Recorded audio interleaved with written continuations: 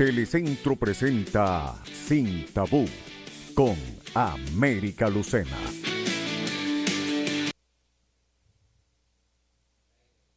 Muy buenas noches, de esta manera llegamos a una entrega maravillosa de Sin Tabú con tu amiga de siempre, América Lucena, por las pantallas de Telecentro. Gracias a toda mi audiencia que está allí día a día de 9 a 10 contactando este programa tan bonito que se hace con cariño para ti en Sin Tabú. Y tengo aquí en el estudio mi invitado de lujo, señores, tengo al doctor Juan Carlos Avia. Para mí es maravilloso poder tener hoy hablando sin tabú de la gente que hace empresas, de la gente que gerencia unidades de negocios, porque el doctor Juan Carlos Avia, quien es abogado con más de 30 años de experiencia, nos va a estar hablando cuáles son las claves del éxito en el mundo de los negocios, en el espectro jurídico. Así que bienvenido, Juan Carlos, gracias por venir. Muchas gracias a ti por invitarnos a este prestigioso programa para dar mi humilde opinión de acuerdo a los años de experiencia que tengo en el ramo. Así es. Juan Carlos, así como con mi humilde opinión, pero humildemente tiene 30 años de experiencia en el mundo jurídico, señores. Entonces yo creo que tenemos mucho que aprender de Juan Carlos y yo voy a aprovechar de buscar mi agendita para ir tomando nota, porque sé que Juan Carlos nos va a enseñar muchísimo de cómo es que se hace empresas, de cómo es que se hace gerencia en el mundo de los negocios cuando hablamos de unidades de negocios o organizaciones que se dedican al espectro jurídico. Tienes 30 años con un bufete de abogados.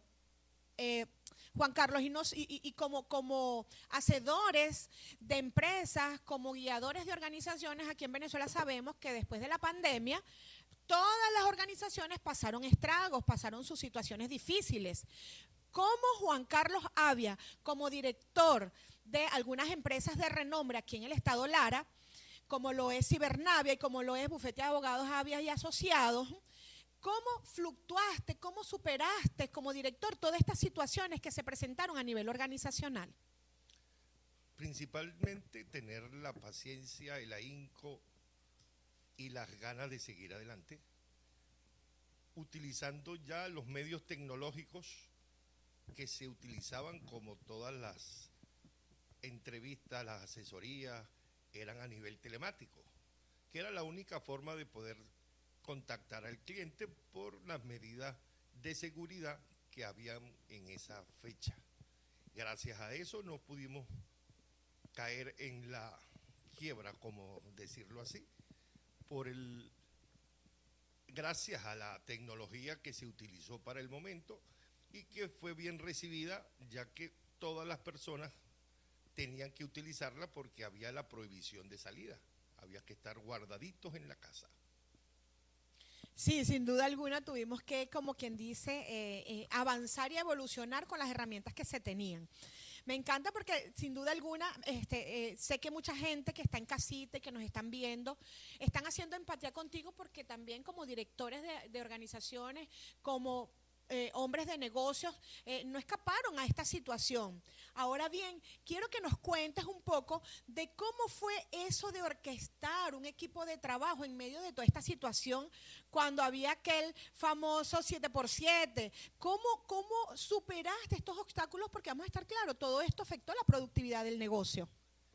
Inicialmente, mi motivación para ser abogado fue a través de mi hijo, ya que mi hijo tenía algunas fallas en cuanto a sus ganas de seguir estudiando y el creer que todo estaba correcto con lo que hacía.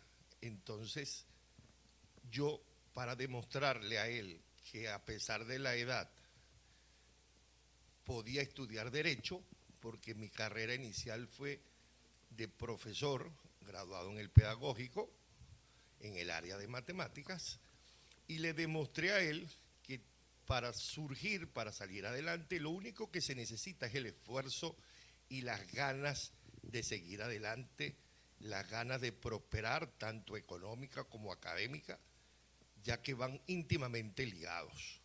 Y ese hecho, cuando él vio mi primer boletín de las notas en la Universidad Fermín Toro, vio que mi promedio fue de 19,7 puntos y él se quedó sorprendido por el hecho de que mi capacidad cognitiva que estaba desarrollada era la parte numérica, la parte analítica, ese cerebro derecho que manifiesta la parte analítica y numérica de la capacidad de la persona. Y él, desde ese momento, él entendió que en la vida lo que se necesita es el esfuerzo para poder seguir adelante, para poder conseguir todos sus sueños, éxitos, anhelos en la vida de acuerdo al esfuerzo, no en